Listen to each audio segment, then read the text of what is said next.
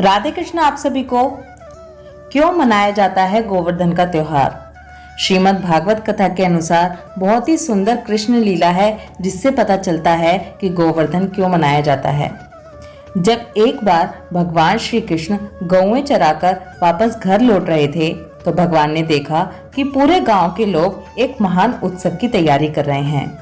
तब भगवान श्री कृष्ण नंद बाबा के पास गए और उनसे पूछा, बाबा, ये सब नगरवासी किस चीज की तैयारी कर रहे हैं? नंद बाबा ने कहा कि कृष्ण, हम सब इंद्र उत्सव की तैयारी कर रहे हैं, क्योंकि इंद्र हमारे भगवान हैं। इंद्र हमारे खेतों के लिए वर्षा देते हैं। भगवान श्री कृष्ण ने कहा कि आपका मतलब है कि इंद्र हमें सुख देते हैं, लेकिन बाबा, सुख तो हमें हमारे कर्म देते हैं। इंद्र कोई हमारा भगवान नहीं है। अगर आपको पूजा करनी ही है तो आप गोवर्धन की, गिरिराज की पूजा कीजिए, क्योंकि गिरिराज स्वयं श्री कृष्ण हैं। इसमें एक छोटी सी कथा ये भी मिलती है कि जब त्रेता युग में भगवान राम सेतु का निर्माण कर रहे थे, तब भगवान को छोटे छोटे पत्थरों की जरूरत थी, जिससे पुल बनाया जा रहा था, और हनुमान जी भी इस सेवा में लगे हुए थे। हनुमान जी द्रोणागिरी पर्वत के पास पहुंचे। द्रोणागिरी पर्वत के पुत्र हैं गिरिराज। हनुमान भगवान ने गिरिराज को उठाया और सेतु निर्माण के लिए ले जाने लगे, लेकिन तभी उन्हें संदेश मिला कि सेतु निर्माण का कार्य पूरा हो चुका है। तब तक हनुमान ब्रज तक पहुंच चुके थे। भगवान ने गिरिराज को ब्रज में ही नीचे रख दिया। जैसे ही हनुमान जी ने गिरिराज को नीचे रखा, तो गिरिराज की आंखों से आंसू आने लगे। तब भगवान राम ने संदेशा भिजवाया कि आप उदास न हों, अभी हम आपकी सेवा नहीं ले सके। आप तो स्वयं हमारा ही रूप हैं, लेकिन जब कृष्ण बनकर मैं ब्रज में जन्म लूंगा, तो मैं आपकी सेवा अवश्य लूंगा। स्वयं आपको अपने हाथों पर धारण करूंगा। इधर भगवान ने सभी गांव वासियों से कहकर इंद्र की पूजा बंद करवा दी। श्री सुखदेव जी कहते हैं, परीक्षित, जब इंद्र को पता लगा कि मेरी पूजा बंद कर दी गई है, तब वे नंद बाबा आदि गोपों पर बहुत ही क्रोधित हुए। परंतु उनके क्रोध करने से होता क्या? उन गोपों के रक्षक तो स्वयं श्री कृष्ण थे। इंद्र को अपने पद का बड़ा घमंड था। वे समझते थे कि मैं ही त्रिलोकी का ईश्वर हूँ। उन्होंने क्रोध से तिल मिलाकर प्रलय करने वाले मेघों के सांवर्तक नामक गण को वृक्ष पर चढ़ाई करने की आज्ञा दी और कहा, ओह, इन जंगली ग्वालों को इतना घमंड! सचमुच यह धन का ही नशा है। भला देखो तो सही, एक साधारण मनुष्य कृष्ण के बल पर उन्होंने मुझ देवराज का अपमान कर डाला।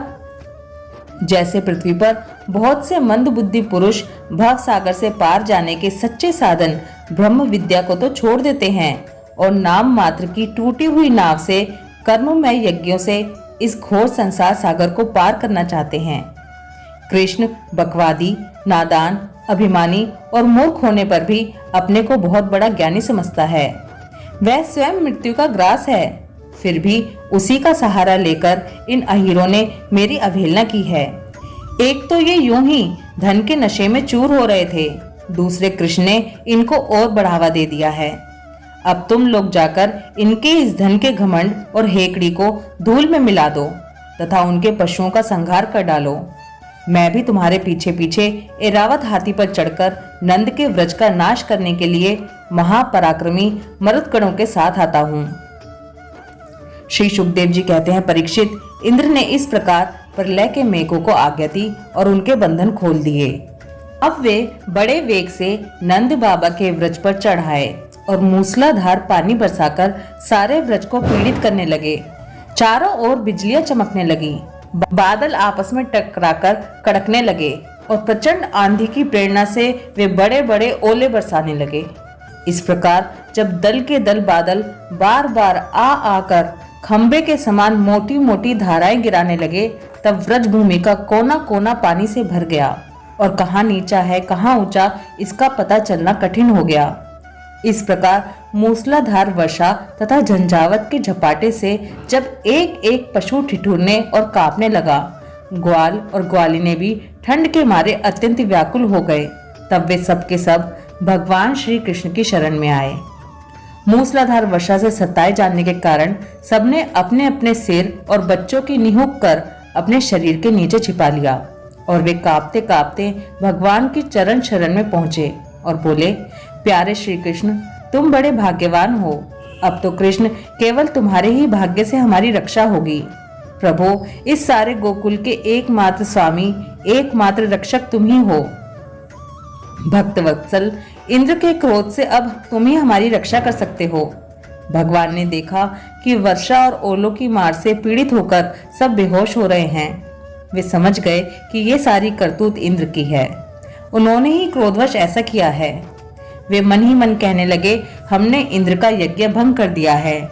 इसी से वे व्रज का नाश करने के लिए बिना ऋतु के ही यह प्रचंड वायु और ओलों के साथ घनघोर वर्षा कर रहे हैं। अच्छा, मैं अपनी योग माया से इनका भली भांति जवाब दूंगा। ये मूर्खतावश अपने को लोकपाल मानते हैं। इनके ऐश्वर्य और धन का घमंड तथा अज्ञान में चूर चूर कर दूंगा। देवता लोग तो सत्व प्रधान होते हैं। इनमें अपने ऐश्वर्य और पद का अभिमान नहीं होना चाहिए। अतः यह उचित ही है कि इस सत्वगुण से च्युत दुष्ट देवताओं का मैं मान भंग कर दूं। इससे अंत में उन्हें शांति ही मिलेगी। यह सारा व्रज मेरे आश्रित है, मेरे द्वारा स्वीकृत है और एकमात्र मैं ही इनका रक्षक हूँ। अतः मैं अपनी योग माया से इनकी रक्षा करूंगा। संतों की रक्षा करना तो मेरा व्रत ही है। अब उसके पालन का अवसर आ पहुंचा है। इस प्रकार कहकर भगवान श्री कृष्ण ने खेल खेल में ही एक ही हाथ से गिरिराज गोवर्धन को उखाड़ लिया और जैसे छोटे छोटे बालक बरसाती छत्ते के पुष्प को उखाड़कर हाथ में रख लेते हैं, वैसे ही भगवान श्री कृष्ण ने उस पर्वत को धारण कर लिया है। बोलो श्री कृष्ण भगवान की जय। इसके बाद भगवान ने गोपों से कहा, माताजी, पिताजी और व्रजवासियों, तुम लोग अपनी गौओं और सब सामग्रियों के साथ इस पर्वत के गड्ढे में आकर आराम से बैठ जाओ। देखो, तुम लोग ऐसी शंका ना करना कि मेरे हाथ से यह पर्वत गिर पड़ेगा। तुम लोग तनिक भी मत डरो। इस आंधी पानी के डर से तुम्हें बचाने के लिए ही मैंने यह युक्ति रची है। जब भगवान श्री कृष्ण ने इस प्रकार सबको आश्वासन दिया, ढांढस बंधाया, तब सब के सब ग्वाल अपने अपने गोधन, छकड़ों, आश्रितों, पुरोहितों और भृत्यों को अपने अपने साथ लेकर सुविध के अनुसार गोवर्धन के गड्ढे में आ घुसे। भगवान श्री कृष्ण ने सब व्रजवासियों के देखते देखते भूख प्यास की पीड़ा, आराम, विश्राम की आवश्यकता आदि सब कुछ भुलाकर 7 दिन तक लगातार उस पर्वत को उठाए रखा। वे एक डग भी वहां से इधर उधर नहीं हुए। श्री कृष्ण की योग माया का यह प्रभाव देखकर इंद्र के आश्चर्य का ठिकाना न रहा।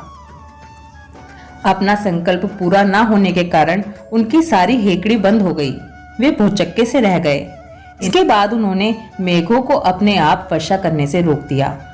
जब गोवर्धनधारी भगवान श्री कृष्ण ने देखा कि वह भयंकर आंधी और घनघोर वर्षा बंद हो गई, आकाश से बादल छट गए और सूर्य दिखने लगा, तब उन्होंने गोपों से कहा, मेरे प्यारे गोपों, अब तुम लोग निडर हो जाओ और अपनी स्त्रियों, गोधन और बच्चों के साथ बाहर निकल आओ। देखो, अब आंधी पानी बंद हो गया तथा नदियों का पानी भी उतर गया। भगवान की ऐसी आज्ञा पाकर अपने अपने गोधन, स्त्रियों, बच्चों और बूढ़ों को साथ ले तथा अपनी सामग्री छकड़ों पर लादकर धीरे धीरे सब लोग बाहर निकल आए।